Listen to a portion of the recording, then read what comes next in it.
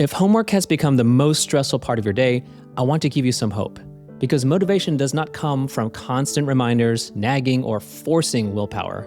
Instead, it comes from understanding what is already motivating your teen and intentionally designing homework around that. There is a map of how teens become internally motivated, and this is one of the most powerful frameworks that I've seen create real breakthroughs again and again in clinic. And today, I want to share with you that map and how you can use it to make homework feel noticeably less stressful for both you and your teen starting this week. My name is Dr. Michael Chayati, aka Dr. Michael. I'm a pediatrician helping parents of emotionally sensitive teens with ADHD to rebuild connection through simple, science-backed frameworks. So let's get started. There are 3 components that your teen needs in order to feel motivated to do anything. I call this the M.A.P framework, which stands for meaning, autonomy, and progress. Meaning, why does this matter to me right now? Autonomy, do I get any say in how I do this? Progress, can I see that I'm improving? Here's why this framework is so powerful. Think about any activity your teen enjoys, whether it's sports, video games, art, music. I'd be willing to bet that there's at least one of these 3 involved. Often 2, sometimes all 3. I do this exercise in clinic all the time. I'll ask the teen, hey, tell me something that you're really good at or something that you really enjoy. No matter what they say, I can almost always map it back to meaning, autonomy, or progress. Let's take video games as an example. There's meaning. It's fun, it's social, there's a story or challenge they care about. There's autonomy. They choose how to approach each quest, strategy, or character build. And then there's progress. Every action leads to immediate feedback, experience points, a level up, new abilities, or new gear. Games are incredibly good at signaling progress, those tiny bursts of dopamine that keep the brain engaged. But homework, and many parts of real life, unfortunately don't give us the same signals. If a teen experiences homework as pointless, forced, and overwhelming, motivation disappears because the system is missing what their brain actually needs.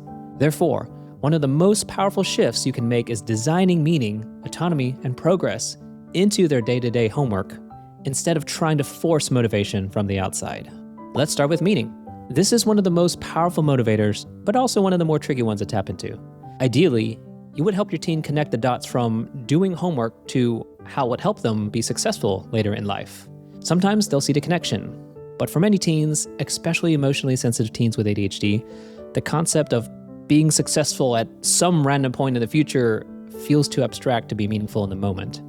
So when a teen asks, what's the point of all this? They're being honest.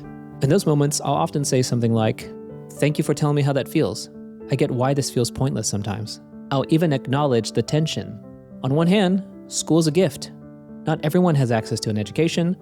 On the other hand, the school system isn't perfect, and it doesn't always feel meaningful in the moment. Then I'll tell the parents this. Meaning does not have to be some master grand plan for their life. It can be even as something as simple as, I can totally understand why you would feel that way. You're building moments of empathy and connection, and when they feel understood, this is essentially meaning. Now let's look at the next pillar of motivation, autonomy. Autonomy doesn't mean letting them do whatever they want. Autonomy means giving them some say in how they approach responsibilities within the structure you provide. Here are some examples. Number 1, offer a choice of when they do their homework. Would you rather start on your homework right after school, or would you prefer a 30-minute break first? Or even more broadly, what's your plan for tackling homework this week? This encourages them to brainstorm, be creative, and practice autonomy within the structure that you give them. A second example, how can we set up the space to make it more engaging for you? Obviously, we want their study space to be uncluttered, clean, and free of distractions. But there are ways to infuse a bit of creativity and personality in it without inviting distraction. Consider adults who have office jobs. Many of us, myself included, choose to personalize our space with photos of our loved ones or some decorations on the wall. These are small elements of autonomy built in, even at work as an adult. Finally, let's move on to progress. When homework feels like one giant undefined mountain, it's easy for them to get overwhelmed. Their brain thinks, this is too much, I'll just do it later.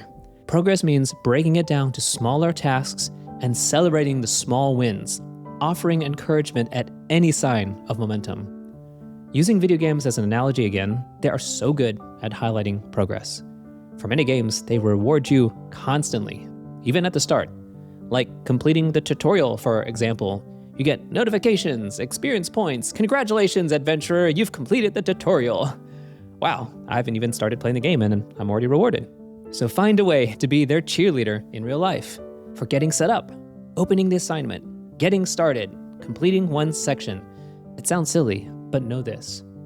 Progress reduces overwhelm. Small wins build momentum. So how can you make this practical starting today? Here's my recommendation. Number 1, choose just one area of MAP to focus on. Doesn't have to be all 3. Find a small way to incorporate an amount of meaning, autonomy, or progress into their routine. If you're unsure where to start, I suggest tapping into their autonomy first. Just a small taste of ownership can many times open the door to designing meaning and progress later on. Number 2, I encourage you to be creative with MAP. I've included examples here, but I think what is far more powerful is your mindset shift. In my life, the most influential books for me tend to be the ones that offer frameworks or mindset shifts, not necessarily ones that prescribe things to do. And this may be the very same for you. Finally, as a parent, I want you to know this. You are incredibly capable. Struggles around homework does not mean you failed as a parent.